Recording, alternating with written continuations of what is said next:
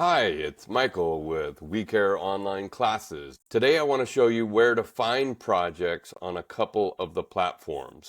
I'm going to start out with Grok, and on the side menu over here, you see the little file. Click on that. You see it said projects. You see a lot of projects I have here. I can jump into those, or I can just come back and create a project. This is what I want you to be able to do, because this is going to be like a superpower when it comes to AI. This is how you build the formatting and all of the details of your facility and all of the details of what you want it to do in the way of documentation or the output that you're asking for.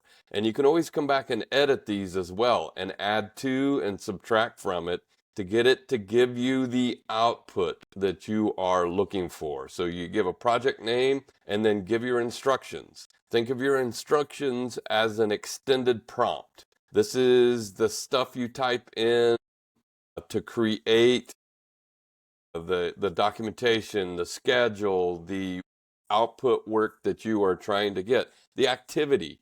You're trying to get an activity for a group of people. You put in here the requirements that your facility requires, that your people, description of the kind of people and their abilities and their lack of abilities and all of those different details you can put in here, and then it's saved so that then you have these projects. So here's one that I work on a lot for classes for WeCare Online, and I have all of these conversations going, but I also have instructions and then sources.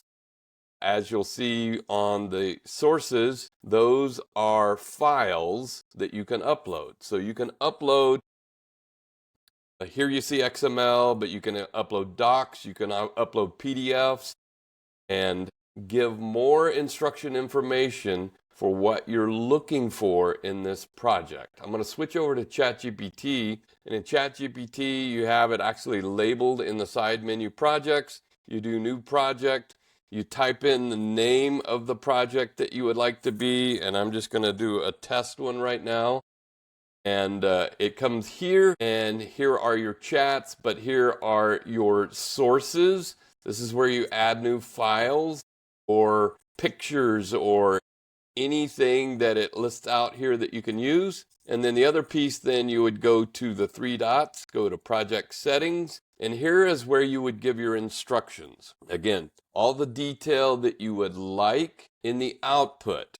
And this is where you want to tweak and adjust your project so that when you say quickly into your phone or type quickly into your computer the information you want and you add it to this project, it's already remembering everything you've already fed it.